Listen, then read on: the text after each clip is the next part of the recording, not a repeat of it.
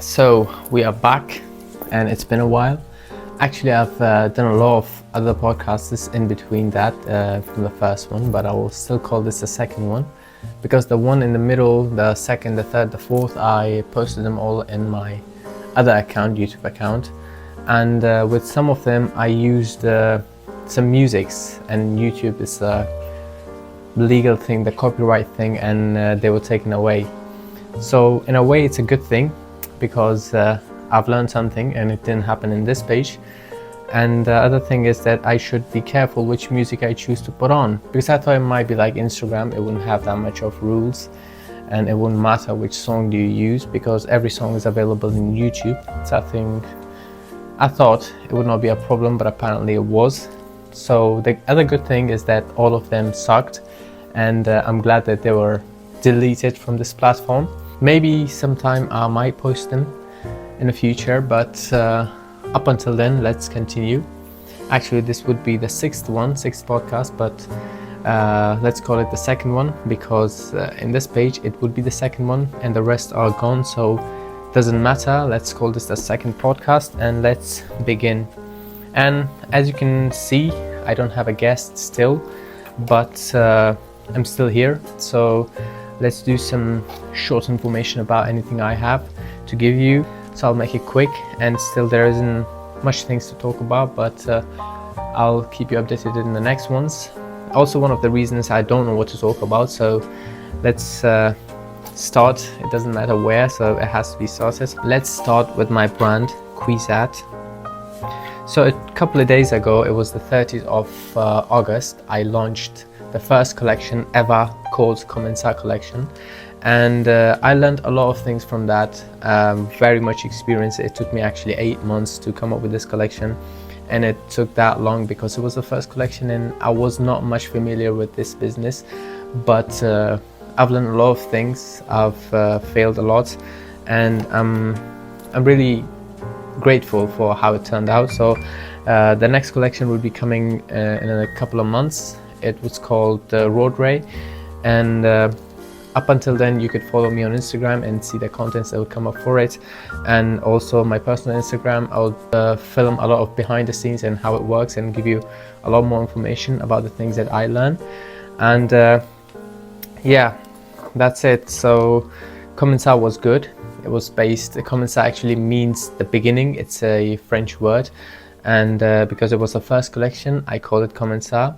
And there is only 100 pieces in the world, as you might already know, and since they were the first collection, these are going to be very, very popular in coming time. Maybe in a few years, maybe in my children's lifetime or my grandchildren's lifetime, because whichever brand's first products are treasures, they're collectibles.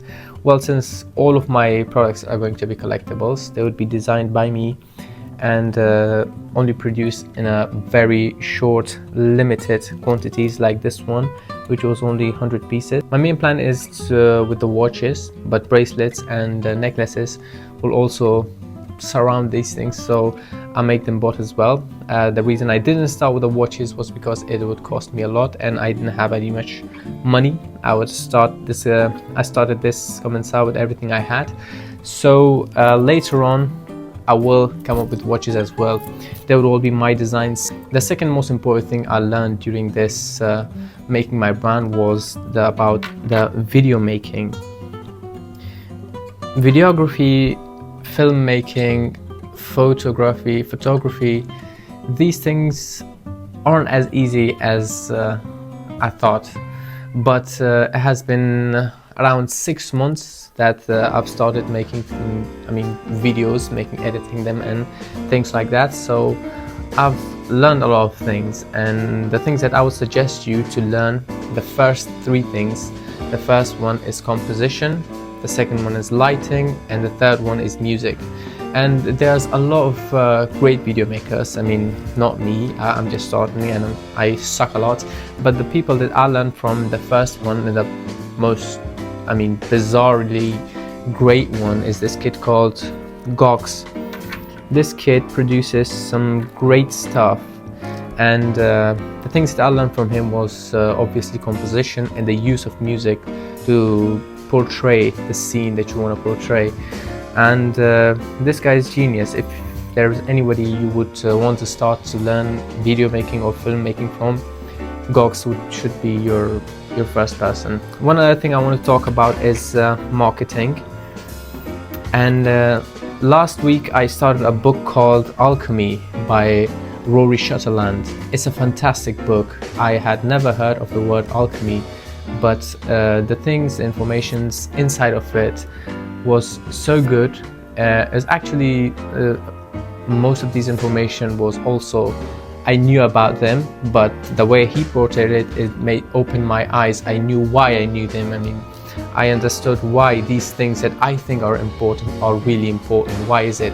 Because most of them never made any logic to me. And in this book, it portrays, it explains why things that doesn't make sense are useful. So this one book opened my eyes about the other side of logic, the other side of being rational, to use the magic, to use the alchemy. The next thing I'll talk about is art. Well, also mentioned in the alchemy, art is something outside of logic, outside of rationality. And one thing I learned, I actually saw in a reel, it was by this guy who was very famous. I don't know his name, but let me put his picture here.